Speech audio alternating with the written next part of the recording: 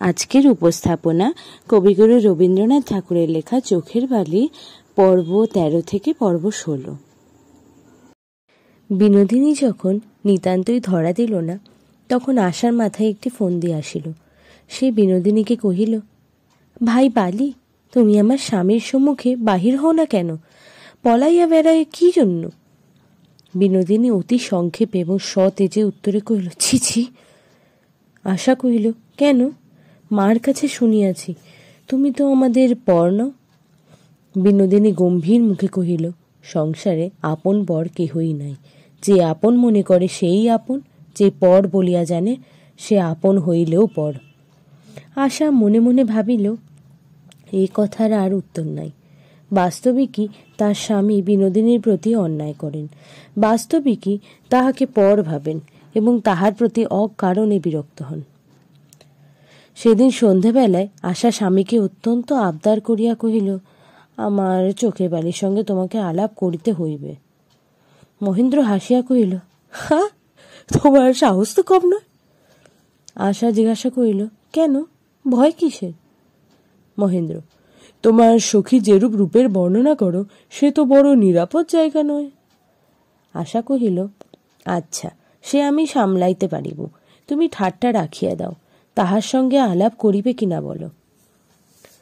বিনোদিনীকে দেখিবে বলিয়া মহেন্দ্রের যে কৌতূহল ছিল না তাহা নহে, এমনকি আজকাল তাহাকে দেখিবার জন্য মাঝে মাঝে আগ্রহও জন্মে।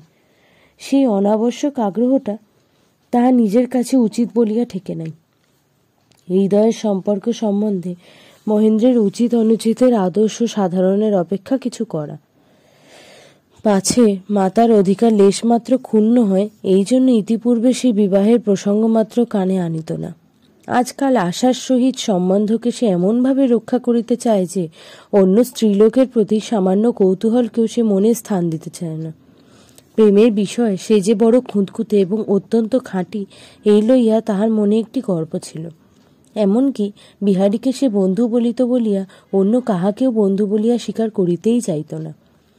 অন্য কেহ যদি তাহার নিকট আকৃষ্ট হইয়া আসিত, তবে মহেন্দ্র যেন তাহাকে গায়ে পড়িয়া উপেক্ষা দেখাইত এবং বিহারীর নিকটে সে হতভাগ্য সম্বন্ধে উপহাস তীব্র অবজ্ঞা প্রকাশ করিতে ইতর সাধারণের প্রতি নিজের একান্তে ঔদাসীন্য ঘোষণা করিত। বিহারী ইহাতে আপত্তি করিলে মহেন্দ্র বলিত, তুমি পারো বিহারী, যেখানে যাও তোমার বন্ধুর অভাব হয় না। আমি কিন্তু যাকে তাকে বন্ধু বলিয়া টানাটানি করিতে পারি না। সেই মহেন্দ্রের মন আজকাল যখন মাঝে মাঝে অনিবার্য ব্যগ্রতা ও কৌতূহলের সহিত এই অপরিচিতার প্রতি আপনিই ধাবিত হতে থাকে, তখন সে নিজের আদর্শের কাছে যেন একটু খাটো হইয়া পড়ে। অবশেষে বিরক্ত হইয়া বিনোদিনীকে ঝাঁটা দিতে বিদায় হইতে দিবার জন্য সে মাকে পীড়াপিড়ি করিতে আরম্ভ করিল। মহেন্দ্র কহিল, থাক চুনি, তোমার চোখের বাড়ির সঙ্গে আলাপ করিবার সময় কই? পড়িবার সময় ডাক্তারি বই পড়িব, অবকাশের সময় তুমি আছো, ইহার মধ্যে সখীকে কোথায় আনিবে? আশা কহিল, আচ্ছা, তোমার ডাক্তারিতে ভাগ বসাইব না, আমারই অংশ আমি বালিকে দিব। মহেন্দ্র কহিল, তুমি তো দিবে, আমি দিতে দেব কেন?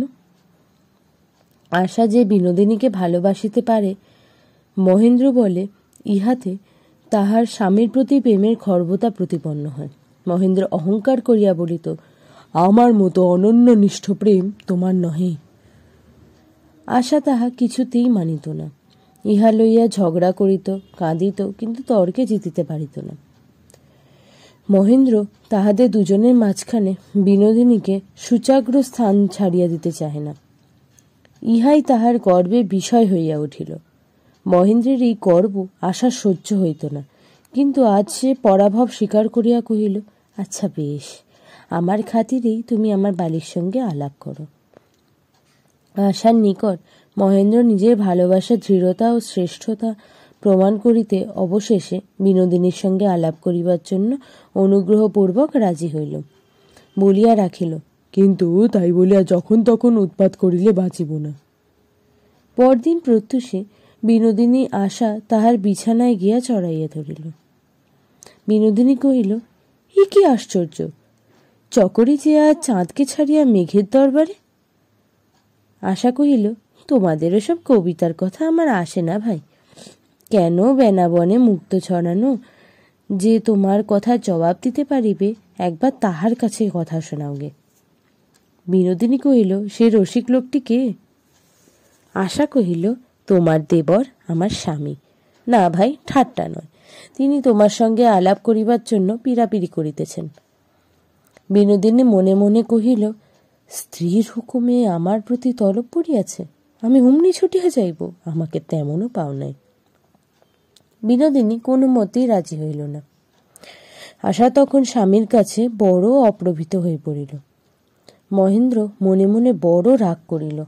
তাহার কাছে বাহির হইতে আপত্তি, তাহাকে অন্য সাধারণ পুরুষের মতো জ্ঞান করা। আর কেহ হইলে তো এতদিনে অগ্রসর হইয়া নানা কৌশলে বিনোদিনীর সঙ্গে সাক্ষাৎ আলাপ পরিচয় করিত। মহেন্দ্র যে তার চেষ্টা মাত্রও করে নাই, ইহাতেই কি বিনোদিনী তাহার প্রতি পরিচয় পায় নাই? বিনোদিনী যদি একবার ভালো করিয়া জানে, তবে অন্য পুরুষ এবং মহেন্দ্রের প্রভেদ বুঝিতে পারিবে। বিনোদিনীও দুদিন পূর্বে আক্রোশের সহিত মনে মনে বলিয়াছিল, এত কাল বাড়িতে আছি, মহেন্দ্র যে একবার আমাকে দেখিবার চেষ্টাও করে না। যখন পিসিমার ঘরে থাকি, তখন কোনো ছুতা করিয়াও যে মার ঘরে আসে না।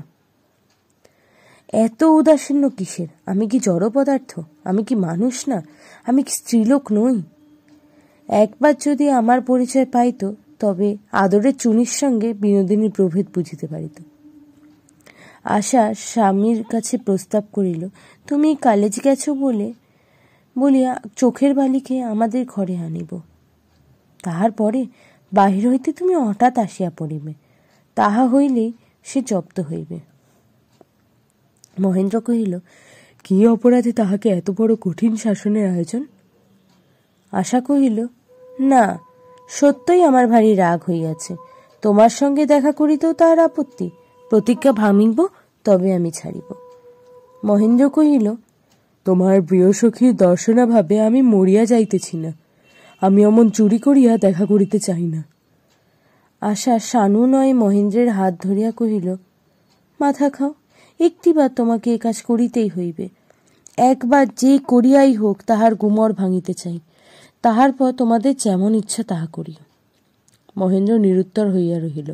আশা কহিল, লক্ষ্মীটি, আমার অনুরোধ রাখো। মহেন্দ্রের আগ্রহ প্রবল হইয়া উঠিতেছিল, সেই জন্য অতিমাত্রায় উদাসীন্য প্রকাশ করার সম্মতি দিল।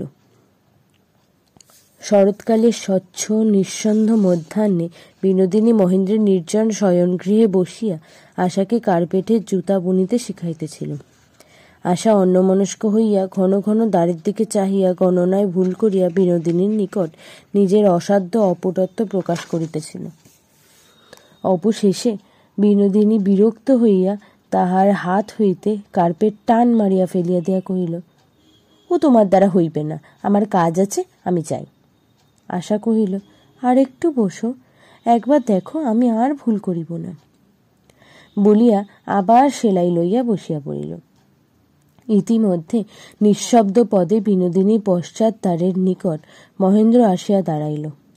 আশা সেলাই হইতে মুখ না তুলিয়া আস্তে আস্তে হাসিতে লাগিল। বিনোদিনী কহিল, হঠাৎ হাসির কথা কি মনে পড়িল?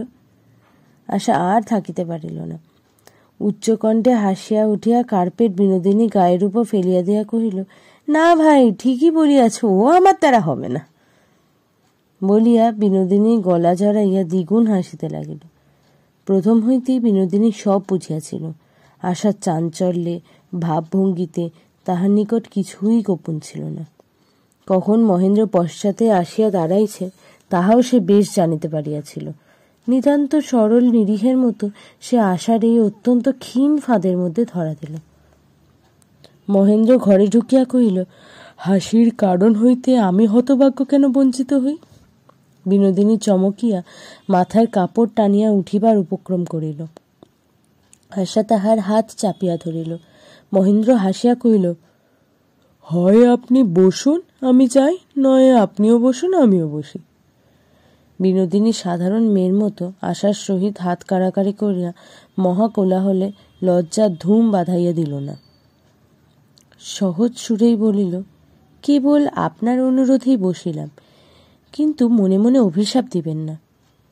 মহেন্দ্র কহিল, এই বলিয়া অভিশাপ দিব? আপনার যেন অনেকক্ষণ চলৎশক্তি না থাকে। বিনোদিনী কহিল, সে অভিশাপকে আমি ভয় করি না, কেননা আপনার অনেকক্ষণ খুব বেশিক্ষণ হইবে না, বোধ হয় সময় উত্তীর্ণ হইয়া আসিল। বলিয়া আবার সে উঠিবার চেষ্টা করিল।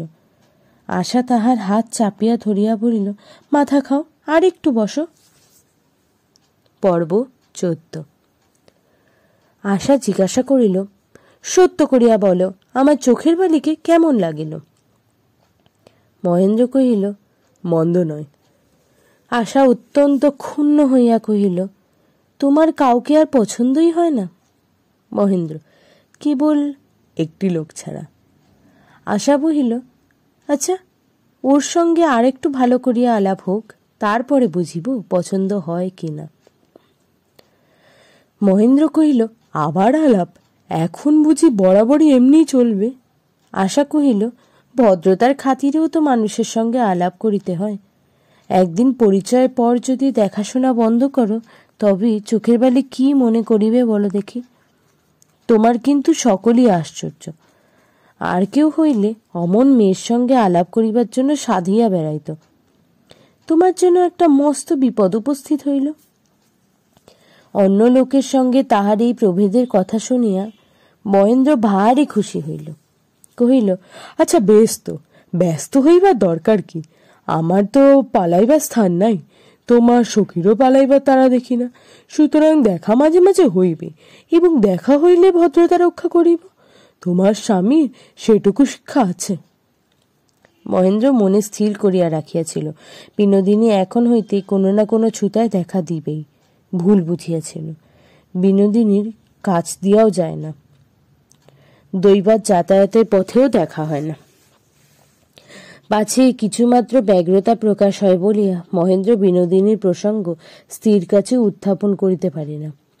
মাঝে মাঝে বিনোদিনীর সঙ্গ লাভের জন্য স্বাভাবিক সামান্য ইচ্ছাকেও গোপন ও দমন করতে গিয়ে মহেন্দ্রের ব্যগ্রতা আরও যেন বাড়িয়া উঠিতে থাকে। তাহার পরে বিনোদিনীর ওই ঔদার্যে তাহাকে আরও উত্তেজিত করিতে লাগিল। বিনোদিনীর সঙ্গে দেখা করিবার পরদিনে মহেন্দ্র নিতান্তই যেন প্রসঙ্গক্রমে হাস্যোচ্ছলে আশাকে জিজ্ঞাসা করিল, আচ্ছা, তোমার অযোগ্য স্বামীটিকে চোখের বালিই কিরম লাগিল? প্রশ্ন করিবার পূর্বেই আশার কাছ হইতে এই সম্বন্ধে উচ্ছ্বাসপূর্ণ বিস্তারিত রিপোর্ট পাইবে মহেন্দ্র এইরূপ আশা করিয়াছিল। কিন্তু সেজন্য সবুর করিতে যখন ফল পাইল না, তখন লীলাচ্ছলে প্রশ্নটি উত্থাপন করিল। আশা মুশকিলে পড়িল। চোখের বালি কোনো কথাই বলে নাই। তাহাতে আশা সখীর উপর অত্যন্ত অসন্তুষ্ট হইয়াছিল। স্বামীকে বলিল, রোসো, 2-4 দিন আগে আলাপ হোক, তাহার পরে তো বলিবে।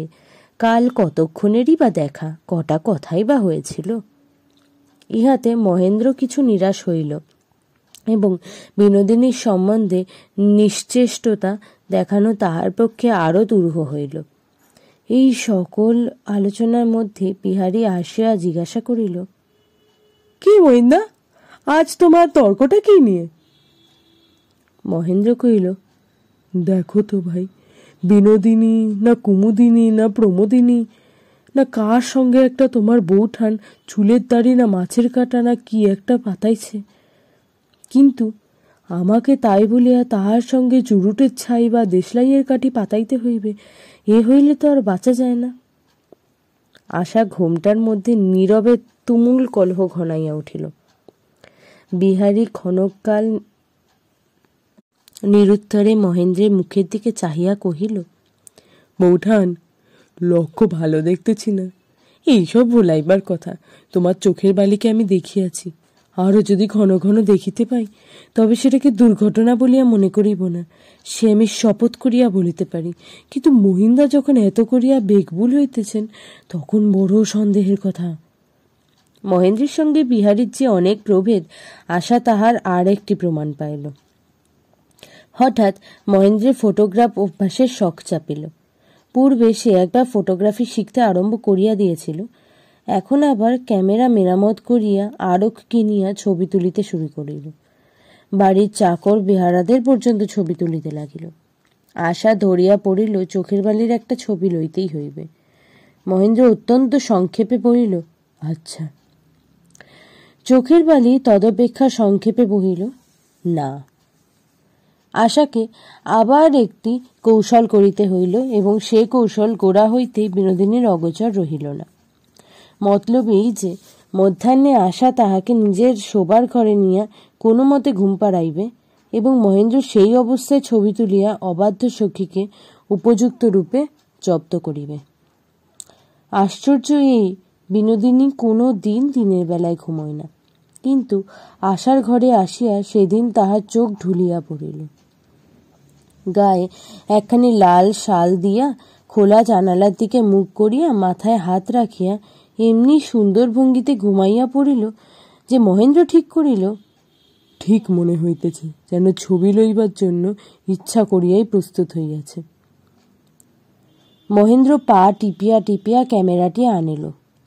কোন দিক হইতে ছবি লইলে ভালো হইবে তাহা স্থির করিবার জন্য বিনোদিনীকে অনেকক্ষণ ধরিয়া নানা দিক হইতে বেশ করিয়া দেখিয়া লইতে লাগিল। এমনকি আর্টের খাতিরে অতি সন্তর্পণে শিয়রের কাছে তাহার খোলা চুলের এক জায়গায় একটু সরিয়ে দিতে হইল। পছন্দ না হয় পুনরায় তাহা সংশোধন করিয়া লইতে হইল। আশাকে কানে কানে কহিল, পায়ের কাছে শালটা একটুখানি পা দিকে সরাইয়া দাও। অপটু আশা কানে কানে কহিল, আমি ঠিক পারিব না, ঘুম ভাঙাইয়া দিবে, তুমি সরাইয়া দাও। মহেন্দ্র সরাইয়া দিল। অবশেষে সেই ছবি লইবার জন্য ক্যামেরার মধ্যে কাঁচ পড়িয়া দিল। অমনি যেন কিসের শব্দে বিনোদিনী নড়িয়া দীর্ঘ নিঃশ্বাস ফেলিয়া ধর্মর করিয়া উঠিয়া বসিল। আচ্ছা, আশা উচ্চস্বরে হাসিয়া উঠল,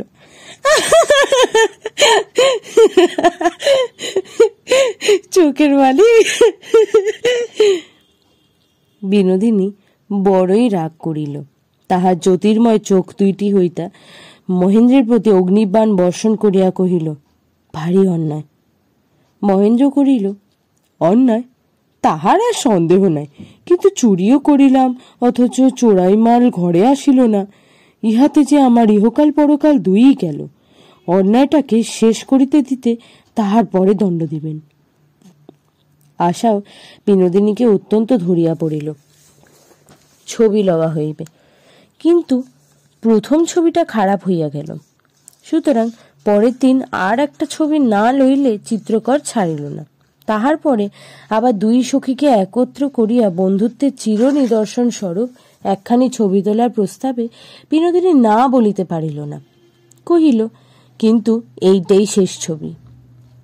শুনিয়া মহেন্দ্র সেই ছবিটিকে নষ্ট করিয়া ফেলিল। এমনি করিয়া ছবি তুলিতে তুলিতে আলাপ পরিচয় বহু দূর অগ্রসর হইয়া গেল। পর্ব 15। বাহির হইতে নাড়া পাইলে ছাই চাপা আগুন আবার জ্বলিয়া ওঠে।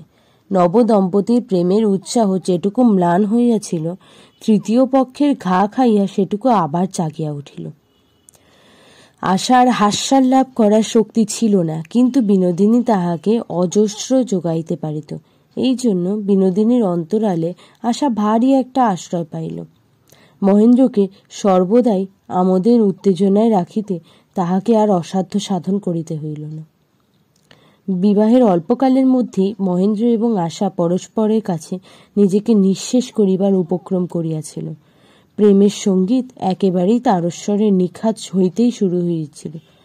সুদ ভাঙিয়া না খাইয়া তাহারা একেবারে মূলধন উজাড় করিবার চেষ্টায় ছিল। এই খ্যাপামির বন্যাকে তাহারা প্রাত্যহিক সংসারের সহজ স্রোতে কেমন করিয়া পরিণত করিবে। নেশার পরে মাঝখানে যে অবসাদ আসে, সেটা দূর করিতে মানুষ আবার যে নেশা চায়, সে নেশা আশা কোথা থেকে যোগাইবে? এমন সময় বিনোদিনী নবীন রঙিন পাত্র ভরিয়া আশার হাতে আনিয়া দিল। আশা স্বামীকে প্রফুল্ল দেখিয়া আরাম পাইল। এখন আর তাহার নিজের চেষ্টা রহিল না। মহেন্দ্র বিনোদিনী তখন উপহাস পরিহাস করিত, তখন সে কেবল প্রাণ ঘুরিয়া হাসিতে যোগ দিত। তাস খেলায় মহেন্দ্র যখন আশাকে অন্যায় ফাঁকি দিত, তখন সে বিনোদিনীকে বিচারক মানিয়া সকরুণ অভিযোগের অবতারণা করিত। মহেন্দ্র তাহাকে ঠাট্টা করিলে বা কোনো অসঙ্গত কথা বলিলে সে প্রত্যাশা করিত বিনোদিনী তাহার ওপর উপযুক্ত জবাব দিয়া দিবে। এইরূপে তিনজনের সভা জমিয়া উঠিল। কিন্তু তাই বলিয়া বিনোদিনীর কাজে শৈথিল্য ছিল না। রাঁধা বাড়া, ঘরকন্যা দেখা, রাজলক্ষ্মী সেবা করা সমস্ত সে নিঃশেষপূর্বক সমাধা করিয়া তবে আমোদে যোগ দিত। মহেন্দ্র অস্থির হইয়া বলিত, চাকর দাসীগুলোকে না কাজ করিতে দিয়া তুমি মাটি করবে দেখিতেছি। বিনোদিনী বলিত, নিজে কাজ না করিয়া মাটি করার চেয়ে সে ভালো। যাও, তুমি কলেজে যাও। মহেন্দ্র, আজ বাদলার দিনটাতে? বিনোদিনী, না, সে হইবে না। তোমার গাড়ি তৈরি হইয়া আছে, কলেজে যাইতেই হইবে। আমি তো গাড়ি বারণ করিয়া দিয়াছিলাম। আমি বলিয়া দিয়াছি। বলিয়া মহেন্দ্রের কলেজে যাইবার কাপড় আনিয়া সম্মুখে উপস্থিত করিল। তোমার রাজপুতের ঘরে জন্মানো উচিত ছিল, যুদ্ধকালে আত্মীয়কে বর্ম পরাইয়া দিতে। আমাদের প্রলোভনে ছুটি লওয়া, পড়া ফাঁকি দেওয়া বিনোদিনী কোনো মতেই প্রশ্রয় দিত না। তাহার কঠিন শাসনে দিন দুপুরে অনিয়মিত আমোদ একেবারে উঠিয়া গেল এবং এই রূপে সায়াহ্নের অবকাশ মহেন্দ্রের কাছে অত্যন্ত রমণীয়, লোভনীয় হইয়া উঠিল। তাহার দিনটা নিজের অবসানের জন্য যেন প্রতীক্ষা করিয়া থাকিত। পূর্বে মাঝে মাঝে ঠিক সময় মতো আহার প্রস্তুত হইত না এবং সেই ছুতা করিয়া মহেন্দ্র আনন্দে কালেজ কামাই করিত এবং বিনোদিনী স্বয়ং বন্দোবস্ত করিয়া মহেন্দ্রের কলেজ যাওয়ার সকাল সকাল ঠিক করিয়া দেয় এবং খাওয়া হইলেই মহেন্দ্র খবর পায় গাড়ি তৈয়া। পূর্বে কাপড়গুলি প্রতিদিন এমন ভাঁজ করা পরিপাটি অবস্থায় পাওয়া তো দূরে থাক, থোপার বাড়ি গেছে কিনা, আলমারি কোনো একটা অনির্দিষ্ট স্থানে অগোচরে পড়িয়া আছে, তাহা দীর্ঘকাল সন্ধান ব্যতীত জানা যাইত না। প্রথম প্রথম বিনোদিনী এই সকল বিশৃঙ্খলা লইয়া মহেন্দ্রের সম্মুখে আশাকে সহাস্য ভর্ৎসনা করিত। মহেন্দ্র আশা নিরুপায় নৈপুণ্যহীনতায় সস্নেহে হাসিত। অবশেষে সখী বাৎসল্য বসে আশার হাত হইতে তাহার কর্তব্যভার বিনোদিনী নিজের হাতে কাড়িয়া রইল। ঘরে স্ত্রী ফিরিয়া গেল।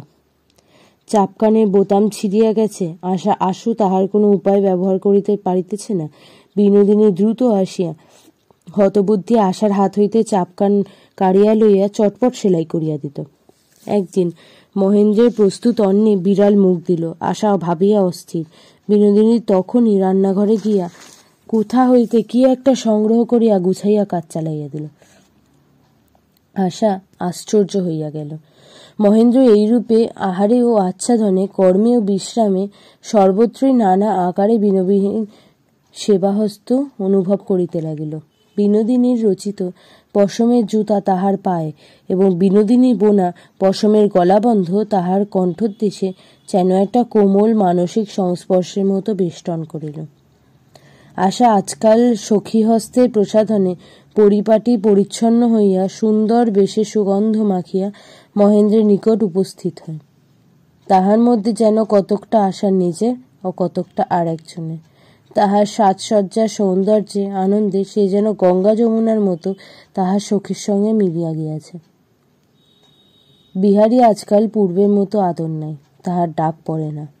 বিহারী মহেন্দ্রকে লিখিয়া পাঠাইয়াছিল, কাল রবিবার আছে, দুপুরবেলা আসে আসে মহেন্দ্রের মার হাতের রান্না খাইবে। মহেন্দ্র দেখিল রবিবারটা নিতান্ত মাটি হয়। তাড়াতাড়ি লিখিয়া পাঠাইল, রবিবারে বিশেষ কাজে তাহাকে বাহিরে যাইতে হইবে। তবু বিহারী আহার আনতে একবার মহেন্দ্রের বাড়িতে খোঁজ লইতে আসিল। বিহারার কাছে শুনিল মহেন্দ্র বাড়ি হইতে বাহিরে যায় নাই। মহিন্দা বলিয়া সিঁড়ি হইতে ডাকিয়া বিহারী মহেন্দ্রের ঘরে গেল। মহেন্দ্র অপ্রস্তুত হইয়া গেল। ভারী মাথা ধরেছে বলিয়া তাকিয়া ঠেস দিয়া পড়িল। আশা সে কথা শুনিয়া এবং মহেন্দ্রের মুখের ভাব দেখিয়া শতব্যস্ত হইয়া উঠিল। কি করা কর্তব্য স্থির করার জন্য বিনোদিনীর মুখের দিকে চাহিল। বিনোদিনী বেশ জানিত ব্যাপারটা গুরুতর নহে, কিন্তু অত্যন্ত উদ্বিগ্নভাবে কহিল, অনেকক্ষণ বসিয়া আছো, একটুখানি শো, আমি ওডিকলন আনিয়া দিই। মহেন্দ্র বলিল, থাক, দরকার নাই। বিনোদিনী শুনিল না, দ্রুত পদে অডিকলন বরফ জলে মিশাইয়া উপস্থিত করিল। আশার হাতে ভিজা রুমাল দিয়া কহিল, মহেন্দ্রবাবুর মাথায় বাঁধিয়া দাও। আশা বারবার বলিতে লাগিল, থাক না। বিহারী অবরুদ্ধ হাস্যে নীরবে অভিনয় দেখিতে লাগিল। মহেন্দ্র সগর্বে ভাবিল, বিহারীটা দেখুক আমার কত আদর। আশা বিহারীর সম্মুখে লজ্জা কম্পিত হস্তে ভালো করিয়া বাঁধিতে পারিল না। ফোঁটাখানেক অডিকলন গড়াইয়া মহেন্দ্রের চোখে পড়িল। বিনোদিনী আশার হাতে রুমাল লইয়া সুনিপুণ করিয়া বাঁধিল, আর একটি বস্ত্রখণ্ডে অডিকলন ভিজাইয়া অল্প অল্প করিয়া নিংড়াইয়া দিল। আশা মাথায় ঘোমটা টানিয়া পাখা করিতে লাগিল। বিনোদিনী স্নিগ্ধ স্বরে জিজ্ঞাসা করিলেন, মহেন্দ্রবাবু আরাম পাচ্ছেন কি? এইরূপে কণ্ঠস্বরে মধু ডালিয়া বিনোদিনী দ্রুত কটাক্ষে একবার বিহারীর মুখের দিকে চাহিয়া রইল। দেখিল বিহারীর চক্ষু কৌতুকে হাসিতেছে। সমস্ত ব্যাপারটা তাহার কাছে প্রহসন। বিনোদিনী বুঝিয়া লইল, এই লোকটিকে ভোলানো সহজ ব্যাপার নয়। কিছুই তাহার নজর এড়ায় না। বিহারী হাসিয়া কহিল, বিনোদ বৌঠান, এমনতর শুশ্রূষা পাইলে রোগ সারিবে না, বাড়িয়া যাইবে। বিনোদিনী, তা কেমন করিয়া জানিব? আমরা মূর্খ মেয়ে মানুষ। আপনাদের ডাক্তারি শাস্ত্রে বুঝি এই মত লেখা আছে? বিহারী, আছেই তো। সেবা দেখিয়া আমারও কপাল ধরিয়া উঠিতেছে, কিন্তু পোড়া কপালকে বিনা চিকিৎসাতেই চটপট সারিয়া উঠিতে হয়। মহিন্দার কপালের জোর বেশি। বিনোদিনী ভিজা বস্ত্রখণ্ড রাখিয়া দিয়া কহিল, কাজ নাই, বন্ধুর চিকিৎসা বন্ধুতেই করুন। বিহারীর সমস্ত ব্যাপার দেখিয়া ভিতরে ভিতরে বিরক্ত হইয়া উঠিতেছিল। এই কয়দিন সে অধ্যয়নে ব্যস্ত ছিল। ইতিমধ্যে মহেন্দ্র, বিনোদিনী ও আশায় মিলিয়া আপনা আপনি যে এতখানি তাল পাকাইয়া উঠিছে সে জানিত না। আজ সে বিনোদিনীকে বিশেষ করিয়া দেখিল। বিনোদিনীও তাহাকে দেখিয়া লইল। বিহারী কিছু তীক্ষ্ণ স্বরে কহিল, ঠিক কথা, বন্ধুর চিকিৎসা বন্ধুই করিবে। আমি মাথা ধরা আনিয়াছিলাম, আমি তাহার সঙ্গে লইয়া চলিলাম। অডিকলনে বাজে খরচ করিবেন না। আশার দিকে চাহিয়া কহিল, বৌঠান, চিকিৎসা করিয়া রোগ সারানোর চেয়ে রোগ না হইতে দেওয়াই ভালো। বিহারী ভাবিল, আর দূরে থাকিলে চলিবে না। যেমন করিয়াই হোক ইহাদের মাঝখানে আমাকেও একটা স্থান লইতেই হইবে। ইহাদের কেহই আমাকে চাহিবে না, তবু আমাকে থাকিতে হইবে। বিহারী আহ্বান অভ্যর্থনার অপেক্ষা না রাখিয়াই মহেন্দ্রের বুহের মধ্যে প্রবেশ করিতে লাগিল। বিনোদিনীকে কহিল, বিনোদ বৌঠান, এই ছেলেটিকে ইহার মা মাটি করিয়াছে, বন্ধু মাটি করিয়াছে, স্ত্রী মাটি করিয়াছে। তুমিও সেই দলে না ভিড়ে একটি নতুন পথ দেখাও, দোহাই তোমার। মহেন্দ্র, অর্থাৎ? বিহারী, অর্থাৎ আমার মতো লোক যাহাকে কেহ কোনো কালে পোছে না। মহেন্দ্র, তাহাকে মাটি করো। মাটি হইবার উমেদারি সহজ নয় হে বিহারী, দরখাস্ত পেশ করিলেই হয় না।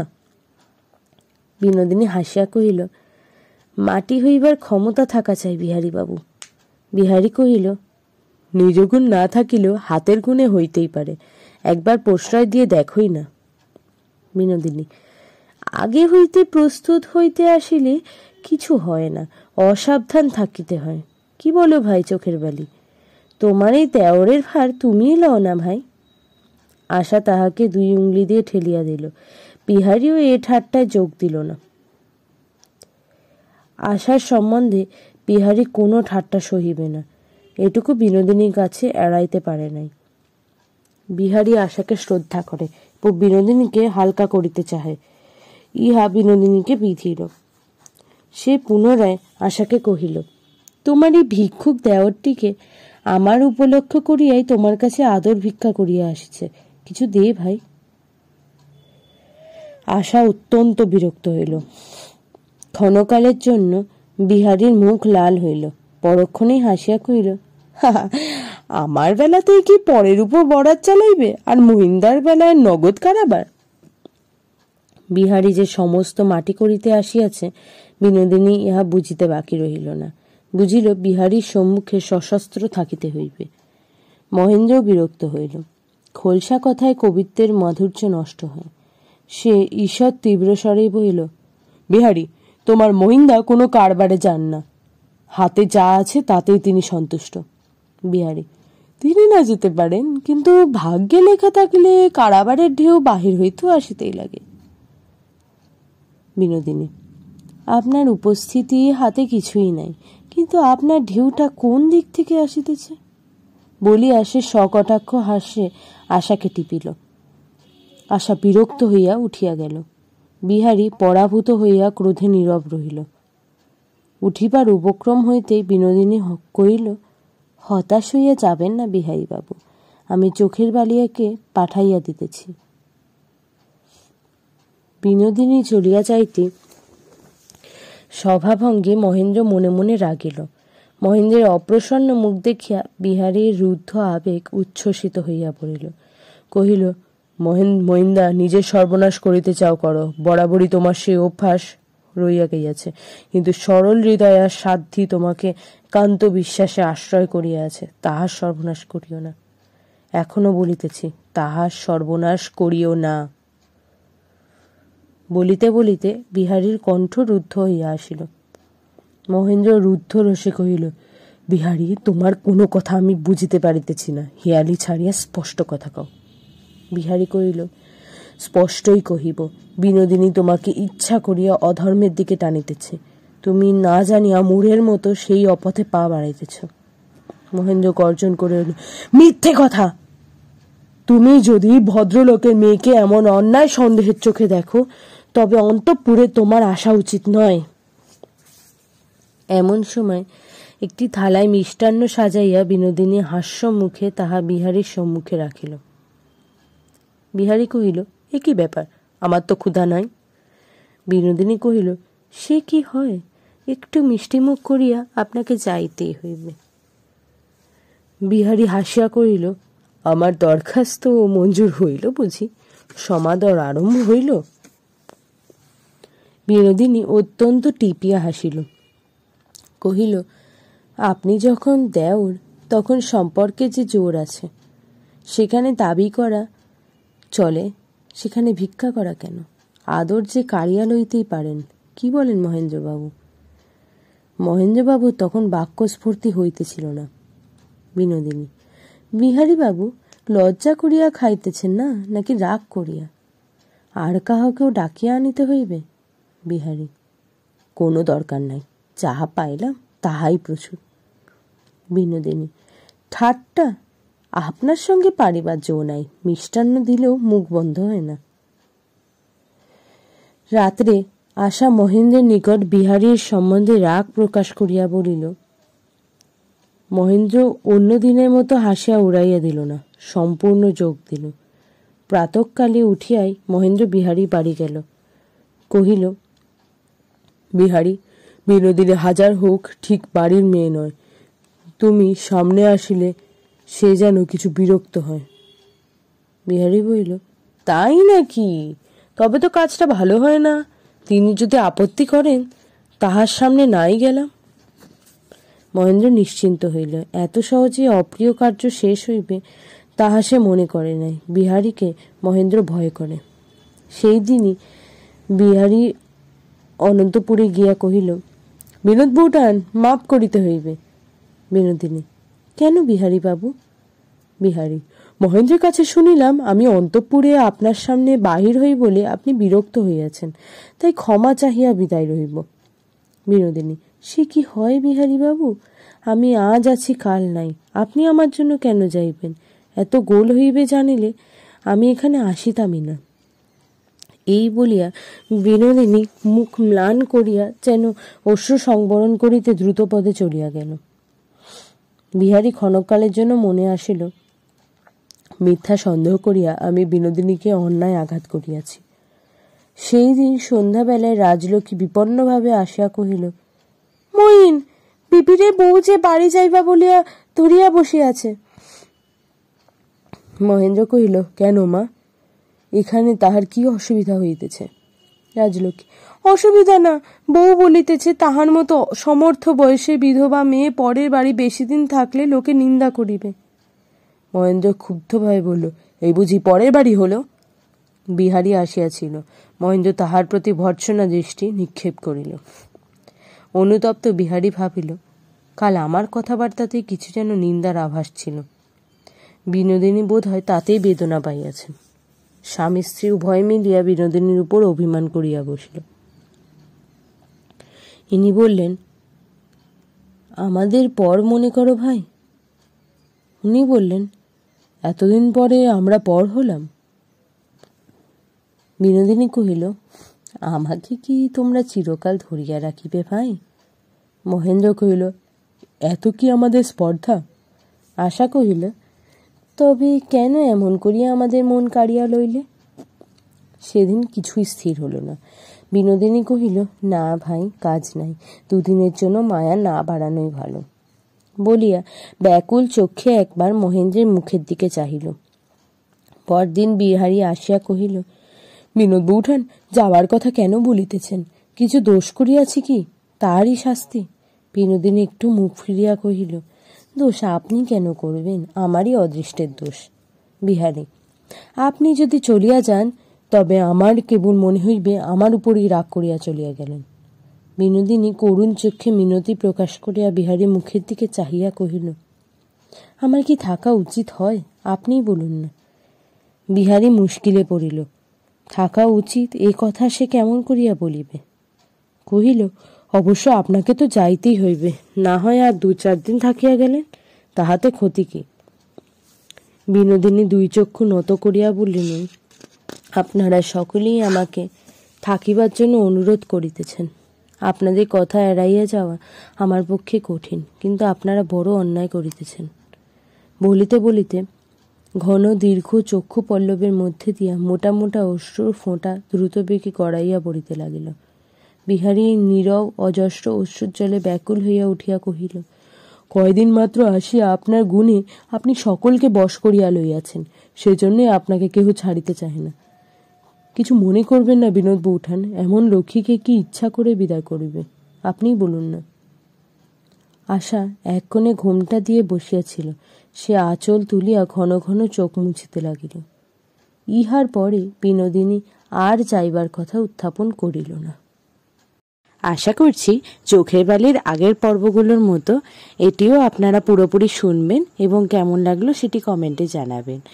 পরিবারের সকলের সাথে শুনতে শেয়ার করে নেবেন, আর আমার চ্যানেলে নতুন হলে সাবস্ক্রাইব করে নেবেন এবং বেল আইকনটি অন করে দেবেন, আর অবশ্যই পছন্দ হলে লাইক করে দেবেন।